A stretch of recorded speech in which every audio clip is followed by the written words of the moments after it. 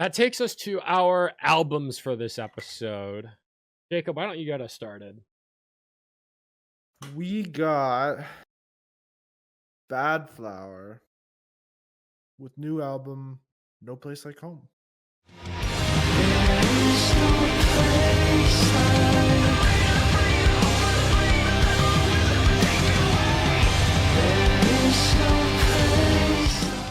I don't know where to start with this. I don't like this album as much as the previous one. Good start. That being said, the title track, No Place Like Home, is one of my favorite Badflower songs. It's one of my favorite ever. songs on this album, for sure. Yeah. With that being said, this is also my first Badflower album experience. I still haven't gone back to This Is How the World Ends. Or, okay, I'm sick, but I plan to within the next decade. Just being realistic. Just being realistic. Well, yeah, go ahead. No, I mentioned the eagle. The eagle is in No Place Like Home. Oh. It's the second eagle. I guess on that note, there are a lot of cool small touches to this album as a whole. I forget what song it is, but there's one song that's like, we were gonna put this sample in the song. Yeah, Snuff. But we couldn't get the copyrights for it or whatever. That's so Badflower. I also really like a lot of the wordplay that they do on number one, which is my favorite song on this album. I have a bunch of the lyrics written down. And if I don't want what the radio wants, and I might get dropped and I might be wrong, but I think this song, it's a big hit song. It's a number one. And it might sound wrong, but I think my tongue is a gift from God. Give me a Grammy nod because I wrote the song. It's a big hit song. It's number one. And if I blow up in a cringe TikTok like a trendy ass fuck, maybe that's my luck. Oh, look, a platinum blonde with a platinum song. It's a number one. I just like, it's a little on the nose, but they execute it really well. And it's also damn catchy. And the F Charlie Puth. I was gonna say Charlie Puth cuts phrase in that song. So did Diddy though. He did. Did he use suspension? Yeah, I really like. It's such a Badflower song too. Like it's so on brand. Yeah. That being said, I think what I liked about This Is How the World Ends is he didn't really write, and I don't know if it's just Josh writing, but the band didn't really write about like their experiences. It was more like, here's a bunch of different situations in the world happening right now. This is my take on it. And this is it. This is this one from the perspective of this person, and this one from the perspective of this person. That's something I really enjoyed. I don't think we really get that here. No, we don't. Which I think is what drew me into that album so much. It was really cool, and I hadn't really seen anybody do that. Like No Place Like Home, I think does that a little, actually. A little bit. Yeah, Pause is still my favorite single. Haunting You was quite a bit of a grower for me, actually. I would agree. London a little bit, but not as much.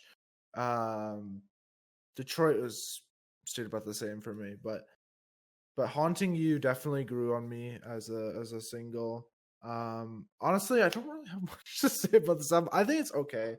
It's not my favorite. But yeah, it's a Badflower album. They're very, very self-aware. They're very memey. Yeah. I think what I appreciated the most about this is the way that the self-awareness allowed them to reflect on where they are in life, especially like you said, if it's just Josh. I really connected a lot with like what's the point and don't be a stranger. I was gonna say that I would be surprised if What's the Point wasn't like one of you guys' favorite songs, because it feels very similar to No Good Left to Give era movements to me. It feels very reminiscent of that. Yeah, that lyrical style and content. Not even just the lyrics, but just like the song instrumental, like the slower vocal delivery and the very like calming, somber instrumentation as well. I also Butterfly in particular as a closer I thought was extremely strong, but lyrically I don't know how old their lead singer is. I want to say 30s, mid 30s. 30s. Okay. This album feels like it was written for, I guess, anybody in the age range, but specifically like men 25 to 35 is the vibe I got very much from the stage of life and perspectives that are offered on some of the more personal songs on here. And not in like a, oh, we wrote this album for men type of way, but like the perspectives of being like a father who wants the best for their kid and is like struggling with addiction, or, you know, feeling, I feel like maybe this isn't fair to say, but like men in general tend to be, there's a loneliness epidemic, maybe a little bit self-imposed on men, but that it can be hard to get to that next phase of your life. And as you're moving on, and, you know, you always have friendships, whether it's online, you know, in person, like in high school or college, and that as life continues to move on, you sort of tend to lose those things if you don't nurture them. And from like a personal perspective, it served to me as like a reminder that you need to put more active effort into your friendships. That's part of what living is about.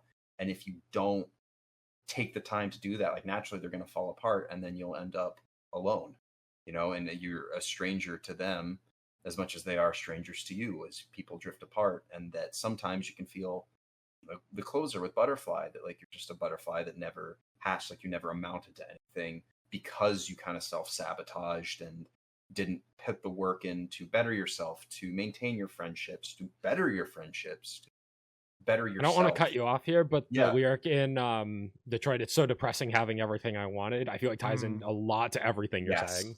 Yes, absolutely. Yeah, Detroit, the more Detroit onward, dude, Detroit through Pause is a diabolical gut punch 4-song run. Like the emotions in each of those, that like the melancholy, the nostalgia, the outright sadness. And then number one. Pause. Yeah, and then number one just popped up out of nowhere and let me get something off my chest. And we go back into Butterfly. I think that Badflower do a lot of good Badflower things on here. I think that they're not necessarily outside of the realm of what is expected from their discography as a whole, but comparative to the last album, it definitely, like, if you were into that last album for themes, this one has aspects of that here and there, but it's much different.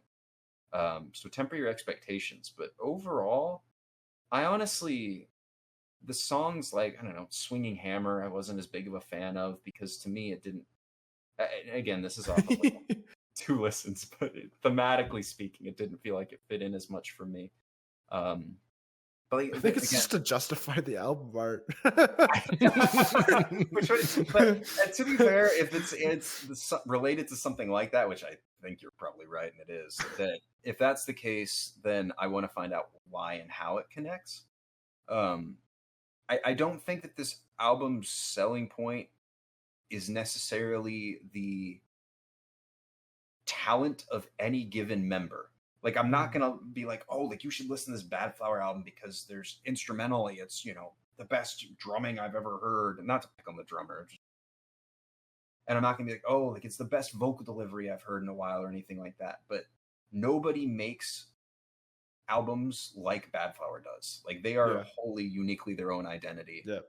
And for that metric, I think that this is a really good album that, if nothing else, is worth listening to simply for the honesty and relatability and silliness. And also, it doesn't take itself too seriously while addressing serious topics and themes. And it's a very hard balance to strike. In a year where we've been kind of asking for things to be more fresh, Yes. Even if they don't stick the landing on every song here, it sounds as a whole very fresh. Absolutely. Like as you were saying, you didn't care for Swinging Hammer. I really like Swinging Hammer. I think it's just fun. I'm gonna Swinging Hammer. Like I don't know, it's fun. Same with number one. But then there's other songs on here like Story of Our Lives, or Don't Be a Stranger, or Butterfly. I didn't resonate with any of those songs really at all. And I think it kind of goes back to what you were saying of like Badflower do a lot of good Badflower things on here, but not consistently. I feel like this album, like obviously there's the diehard Badflower fans that are going to love everything that Badflower puts out. But I think if you aren't fully convinced on Badflower, like me, this was my first Badflower album that I'm listening to front to back. There are a lot of good moments, but there's also some moments that just aren't going to stick the landing. And I think that's kind of that's kind of my takeaway, is that there's a lot of really cool and fresh ideas that they're doing here. But because their sound is so fresh and so uniquely identifiable to Badflower, that you might not resonate with everything. Yeah, agreed. And honestly, like that might have been one of the selling points for me, because I didn't for the last album, because there's no way I resonated with everything that was happening, because there's so many different perspectives and things happening. Like, yeah. The storytelling alone is worth the listen for this album. If you happen to find something to connect to, then all the better, because it's so well written. Did you guys catch all the Wizard of Oz references in No I Place caught Like one Home? of them. Yes. I caught one There's of them. There's a ton. There are so many. I mean, the song. I also just song name. quick tangent. Yeah. Quick tangent here. In the chat, Justin's closet looks like if you open it, you'll be pulled into another dimension. Justin, thoughts? Joss Katz with the hammer in there. Is there a portal? In there. Is there a portal to the Nether in there? You don't want to go to that abyss. There's a lot of stored shit in there. Not the storage dimension. Anyways. Justin's Domain expansion cardboard box. Yes. What were we talking about again? Wizard of Oz. Wizard of Oz, right?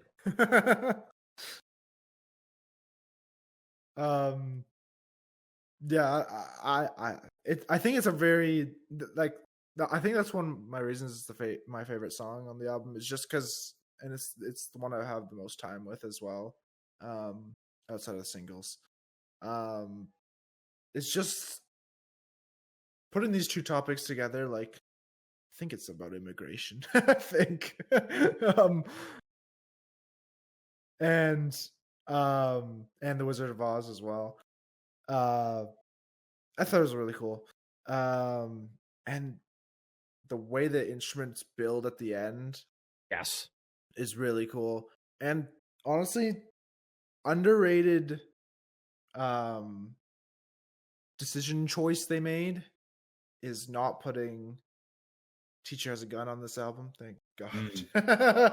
That song was not, okay. I shouldn't say bad. It was just fine. It was very I don't think okay. It would have added anything to this. I think it would have fit better on the previous album, actually. Even though I didn't like it as much, I think it would have fit better there. I also, on No Place Like Home, I think that besides like the more overt political messaging, which I agree, I think is on that or related, that the feeling of that, like, home is supposed to be your safe place, but that what do you do when it's not, and the associated mental strain that comes with it, I think that ties into a lot of the more like deeper personal songs on this album that we talked about, and the feeling of loneliness and that even home doesn't feel like home type of deal. Again, it's one of the things with the storytelling on this album. I think it's so well executed, both on the individual songs and on the album as a whole, even if it all, to my understanding, doesn't necessarily connect.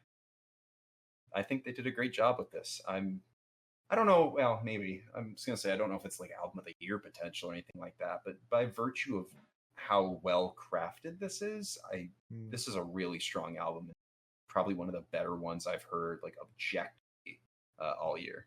That's something else I want to say is the singles had me worried. Yeah, honestly, the singles had me worried, and honestly, I shouldn't have doubted. Shouldn't have doubted. I will be bringing that point up again in the not too distant future. Oh boy.